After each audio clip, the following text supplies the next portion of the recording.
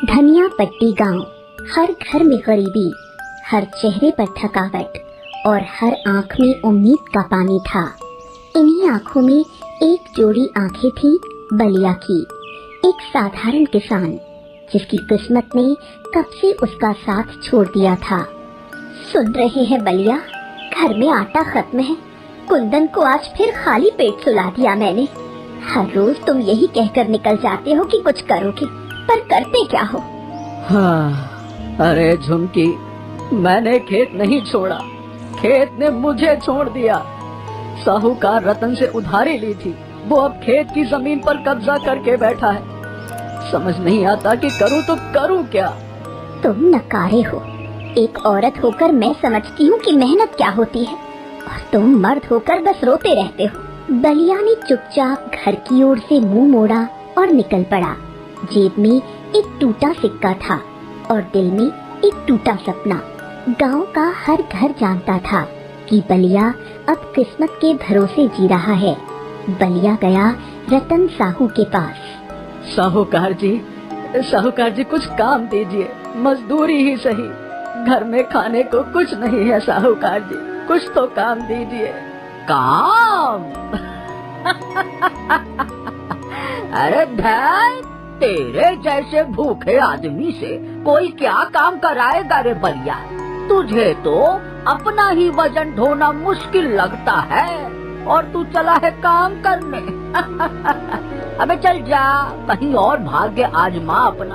मैं तो कोई काम नहीं देने वाला, चल जा यहाँ से। अपमान का घूंट पीकर बलिया जंगल की ओर चला गया। सोचा था लकड़ी काट लाएगा, मगर लकड़ियाँ सूखी नहीं थी। हरे पेड़ काटना पाप था और हाथ में कुल्हाड़ी भी नहीं थी। हताश होकर तालाब किनारे जा बैठा। क्या मैं इतना बेकार हूँ? मेरा बेटा भूखा है और मैं कुछ नहीं कर सकता। शायद मुझे अब सब कुछ खत्म कर देना चाहिए। हाँ, सब कुछ खत्म कर देता हूँ मैं। और जैसे ही उसने पानी की ओर कदम बढ़ाया, बांसुरी की मधुर धुन उसके कानों में पड़ी। वो पलटा और देखा एक बूढ़ा साधु झाड़ी के पीछे बैठा बांसुरी बजा रहा था। बाबा, कौन है आप?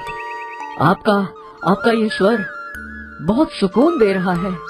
मैं तो बस एक राहगीर हूँ बेटा, पर तू क्यों उदास है?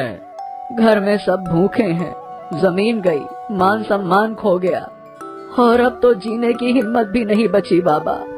अरे मूर्ख, जब तक प्राण है तब तक समाधान भी है। अब मेरी बात सुन। बाबा ने उसे कुछ अजीब कहा। गांव के पीपल वाले मंदिर के पीछे एक चबूतरा है।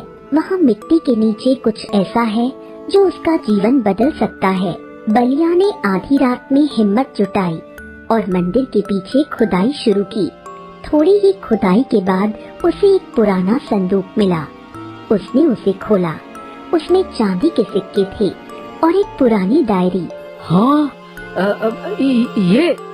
ये किसका खजाना है?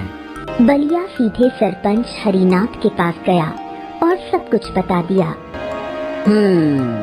देख बलिया, इस पर तेरा हक है, पर तूने इसे गांव के सामने लाकर अपनी ईमानदारी साबित कर दी है। ठीक है, मैं पंचायत में सबके सामने इसकी घोषणा करूंगा। चिंता मत कर हरिया, ठीक है। अब बलिया की किस्मत पलट गई। उसे गांव के स्कूल का प्रबंधक बना दिया गया। उसकी पत्नी ने मंदिर में प्रसाद चढ़ाया और कुंदन को नया स्कूल बैग मिला।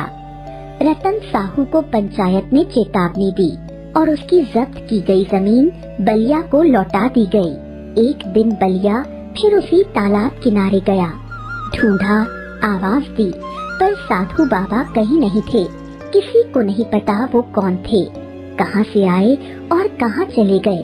बलिया बस वहीं बैठ गया और बांसुरी की वो मधुर आवाज मन में गूंजती रही। बाबा, आपने तो कहा था कि आप हार मानने वाले थे, फिर क्या आपको वो बाबा किसी चमत्कार की तरह मिले?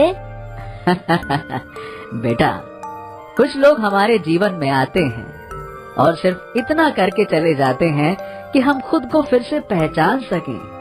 वो बाबा मेरे लिए वही थे बेटा, एक अजनबी जिसने मुझे मेरा असली चेहरा दिखाया।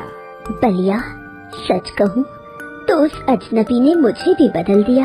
अब मैं हर रोज अपने लिए वो बांसुरी की धुन तलाश करती हूँ जो मुझे उम्मीद दे सके। कई वर्ष बीत गए। बलिया अब गांव का सबसे सम्मानित और सुखी व्यक्ति बन चुका था।